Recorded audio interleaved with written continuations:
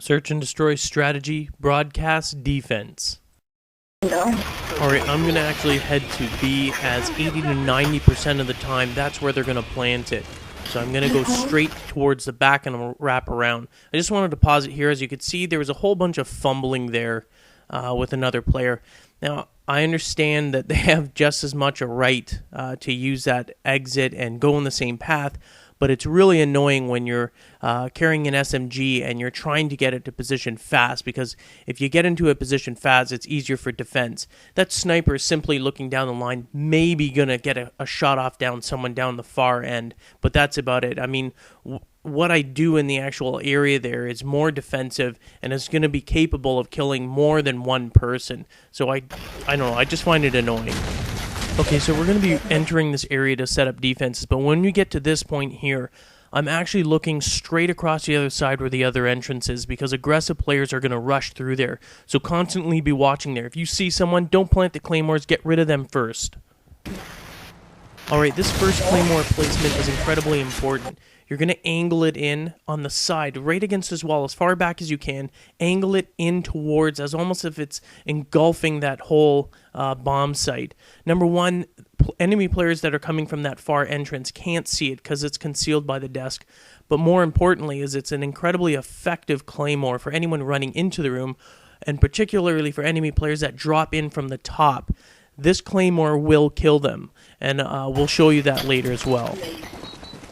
My second claymore I place is actually across the front room there, so if anyone's running in from there, usually that will kill them, and enemy players that are dropping from the top, if the other claymore doesn't kill them, that one will for sure. And there you go, see that first one kills him, he dropped right on top.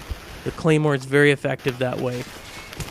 So now, you know, another one's rushing in. If we didn't nail that guy, even if we died, we still have a good chance that that dude would have been killed by our claymore. So it's defensive positioning of your claymores to protect not only yourself, the bomb site, but your team.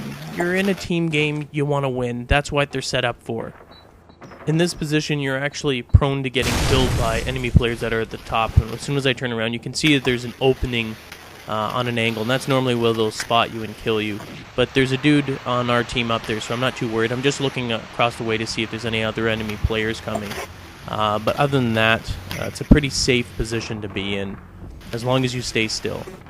Now all of a sudden we're going to hear our claymore go off in a second, and that's going to let us know that someone's in there. That's the beauty of them as well. It's triggering, it's letting me know that someone's in there, and we get the final kill.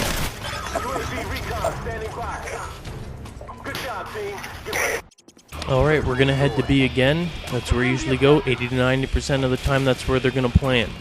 Scoot around the back. I'm going to set up that first claymore as I normally do, angled in against the left side.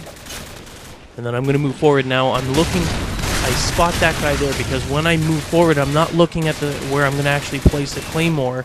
I'm watching and scanning there. It's a very high active area. They're going to rush through there, so you have to constantly watch. Enemy calls in UAV, so I try to switch my weapon, obviously too late.